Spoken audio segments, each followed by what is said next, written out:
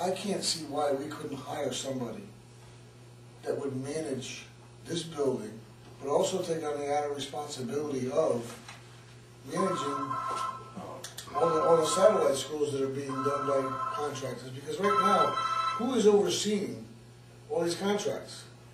Who goes and checks on them?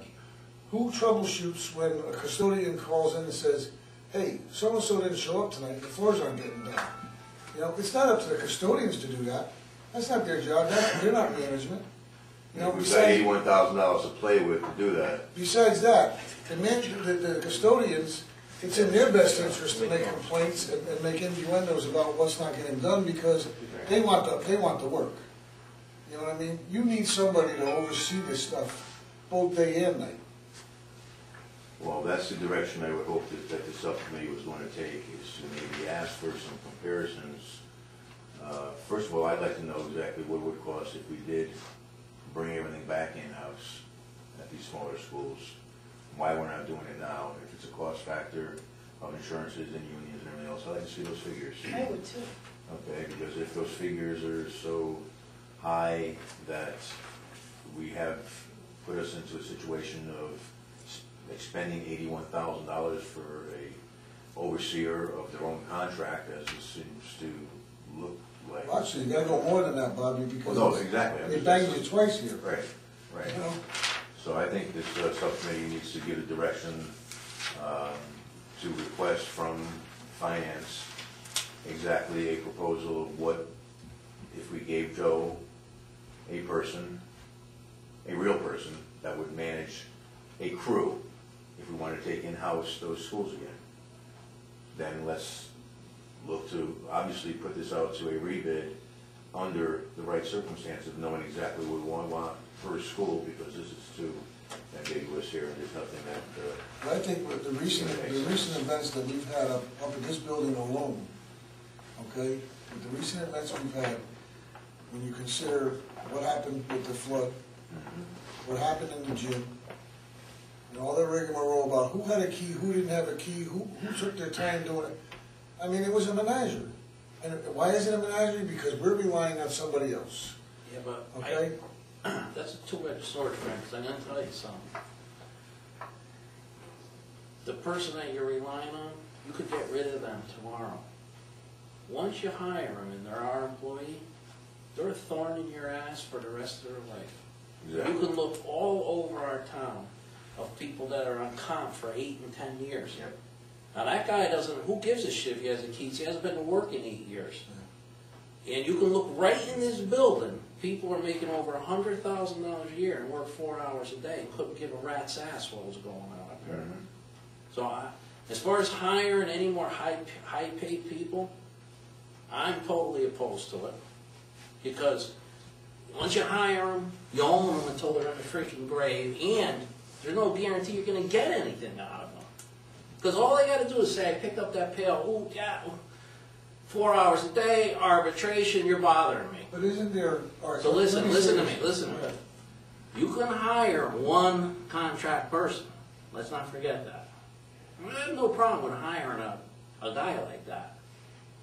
But he could be a contract employee. Well, I'm not saying, yeah. He doesn't have to be a town employee. He can own a one-person company that we hired to do that job. Exactly. Because the day we don't like him, right, you get rid of him. Or the day we think he's not doing what we originally intended, he's gone. Well, I agree with you. All I'm saying I don't want to own it's something that we need to consider, because I cannot see us paying all this money for them to oversee themselves. Yeah, I mean, they put it that way in the bid, but...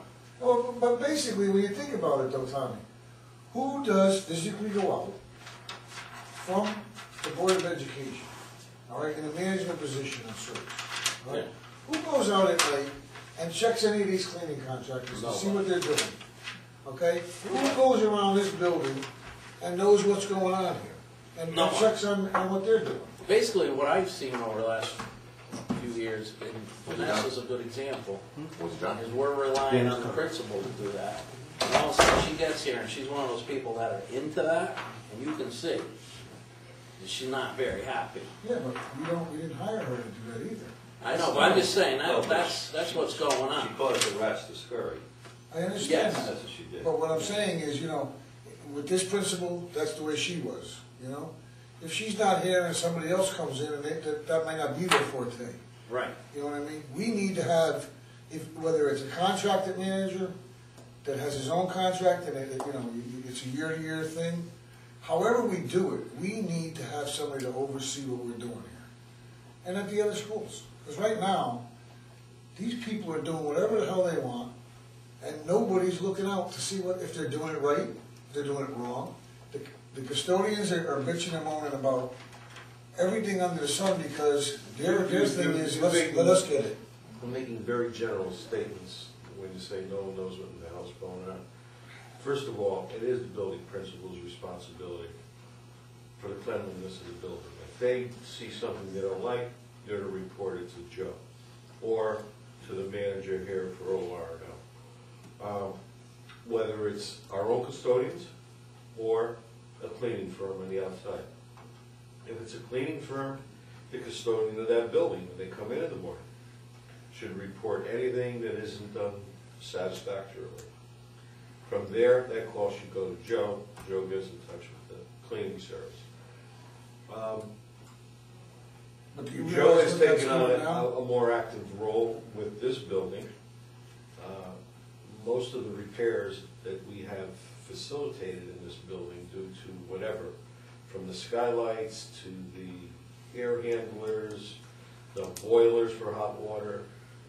When you think about it, and I think about it all the time because I'm signing the checks, spend a lot of money on maintenance in this building. Our guys are doing a lot of it, some we're subcontracting out for, but just the materials alone are very, very expensive. And you would hope that, you know, at some point things are, you're going to get some control and get on top of this thing.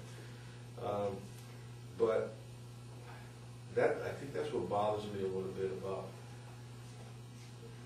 only one bidder, and it's the same bidder, is the fact that we paid a lot of money for people to maintain and operate this building, as Marilyn said, because it was a state-of-the-art building, because the facilities was more complex than a lot of other buildings. We depended on the people that opened this building to maintain it and continue it running in a functional way, to use preventative maintenance and to make sure that everything didn't break at once, so to speak. We've had our issues, you know, and we've had our issues for the last couple of years that they've really come to surface. And right now, I think one of the main purpose why we're even taking a look at seeing what else is out there, what people have to offer, is to make some decisions as to how can we better try to outsource what we need to outsource, and what are the apples in comparison to same bidders.